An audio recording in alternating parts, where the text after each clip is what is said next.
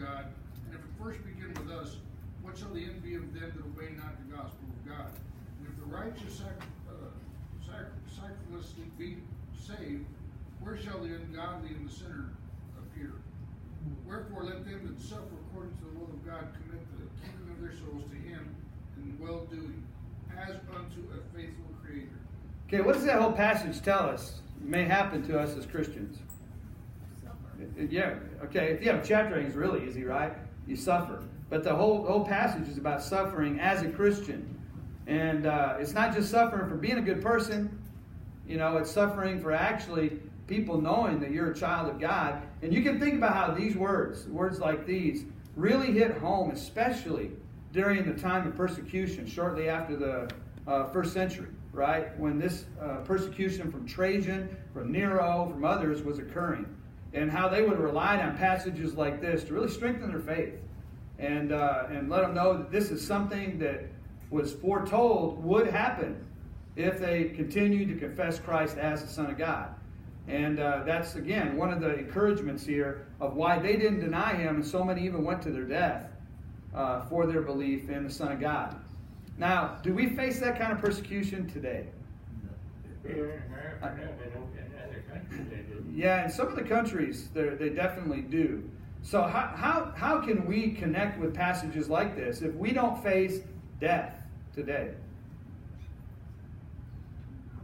How can it mean a lot to us to read a passage like this when we realize that the suffering that we go through may not be the same as the Christians in the first century?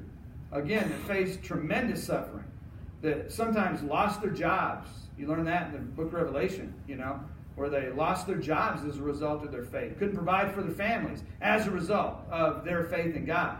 And what would happen to us if our laws of the land were changed and we had no choice to either renounce Christ or lose our jobs, right?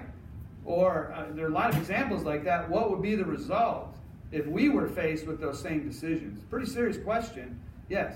A lot of Christians, when something serious happens, blame God and to run away from the church.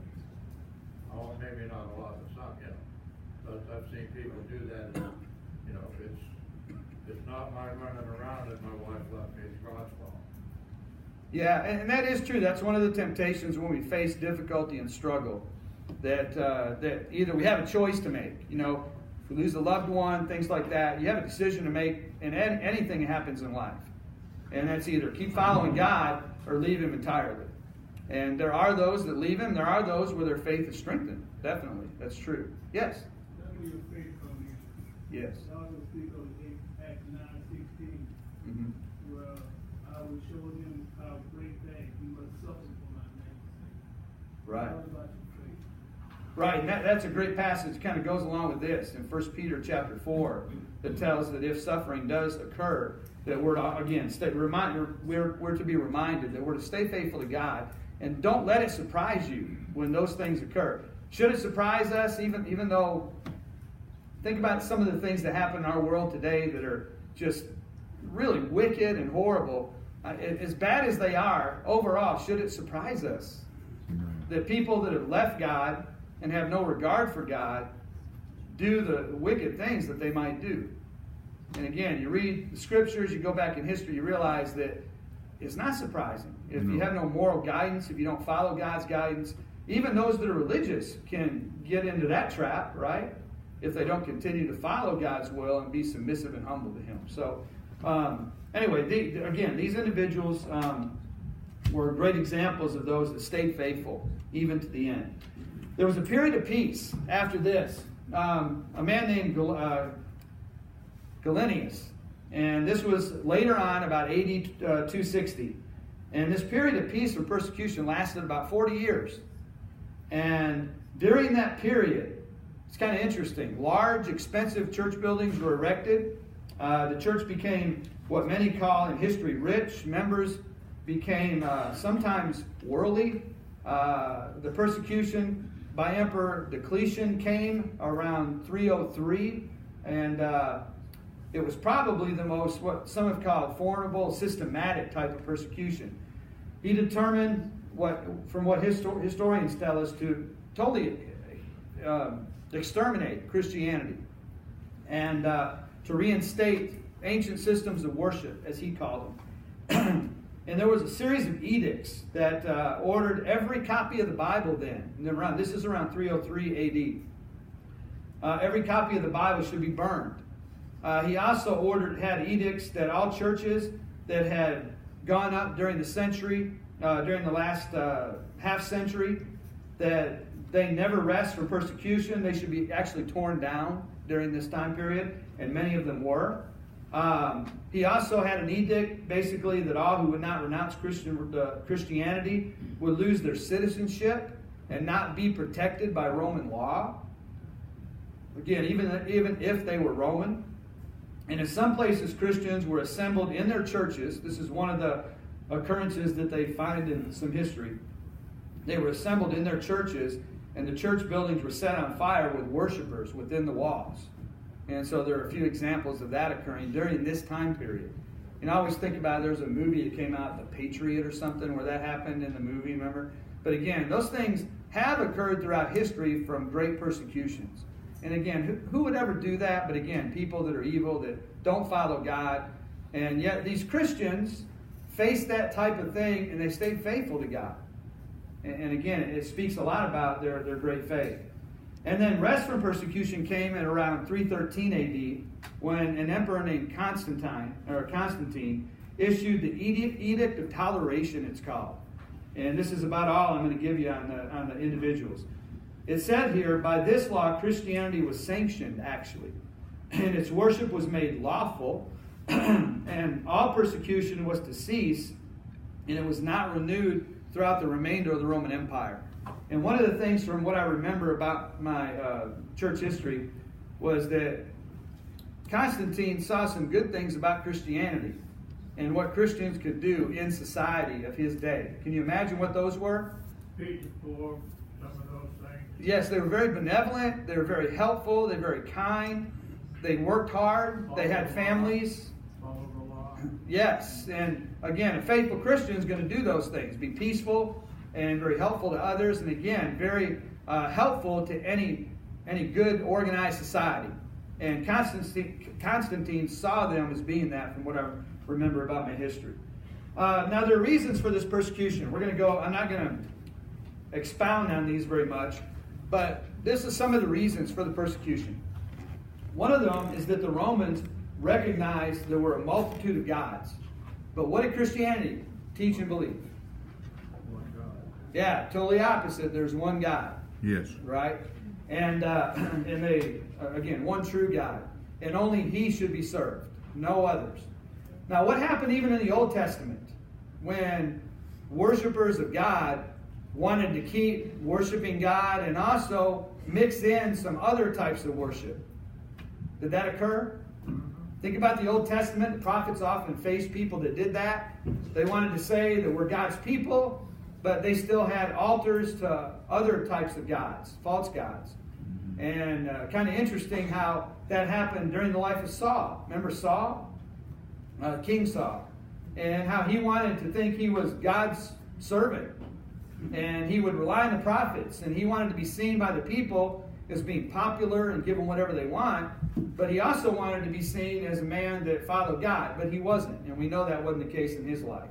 He became real deranged, actually, throughout his life. And kind of interesting to, as you read the passages about King Saul, to look at his mindset and what kind of individual he turned out to be in his mind. And it's really disturbing. But anyway, this is something that occurred, and in the early stages of the church, the first few centuries, the Romans knew, they taught there's one true God, and overall, they believed in multiple gods. And then you had this idea, I've already alluded to that, is idol worship. And we know that it was pretty much interwoven through all phases of Roman culture and life.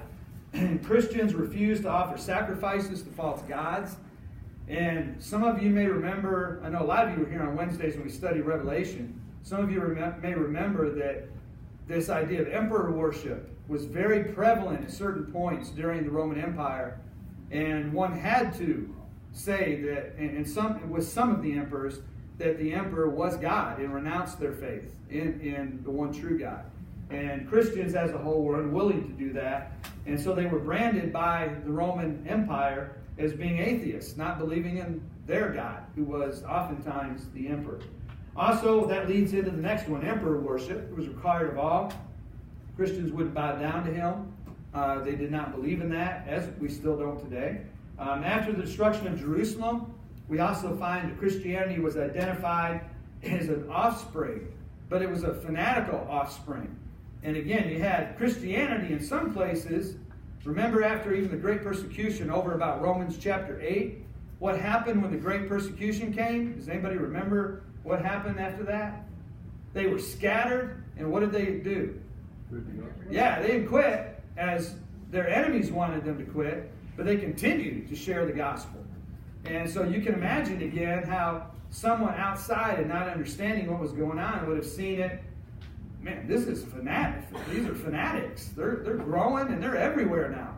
And again, that was a good thing from the standpoint of Christianity, but their enemies saw it as being something very bad. And then he also had some secret meetings that some people read into how Christians got together and worship. Because we know that they met in many different places. From history, we also know they met in places like caves and even catacombs. Sometimes they had to do it in hiding from the threat of persecution. Sometimes, from what we know, they would meet at night.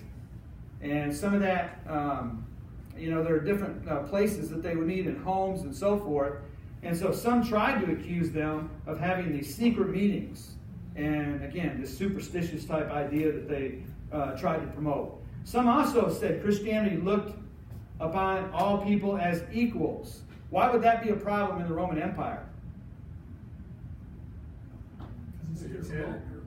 And they had a certain system, right? You had slaves, for example, and I think over half, some people say, the population of Rome itself may have consisted of slaves, people that were taken into captivity or had to serve as slaves. 600,000, some people have estimated, at least at some points. But you had slaves. Were they equal to their masters? In no way in Roman culture would that be true. But again, Christianity teaches this equality of all of us, that we're all equal in the eyes of God. And, again, we can understand Scripture knowing that, like in a family, husband and wife are both equal, right? They may have different roles within the family, but they're both equal in the eyes of God. They're both important to the family, to the children. That'd be just one example. Whereas in a place like in Roman society, from what we know about the place they put women, it was not as high as the men. And so again, you had this equality you find in Scripture of all people, but that was against or contrary to the spirit of the Roman world. You also had a business interest, and I put this under money, money, money, because they had definite interests that caused the persecution to go against Christianity. You go back to the idol worship, and it definitely, can you think of an example in the New Testament where this really does play out? Where Christianity caused some individuals to lose their money. Nobody? Yeah. There's a good example. Money changers? Well, that would be one. I didn't think of that one. I was thinking about the slave girl. What happened in her case? Remember? She was healed. She wasn't able to foretell the future. Remember? And what happened? Her owners, what did they do? Yeah, they were complaining because they didn't get money, right?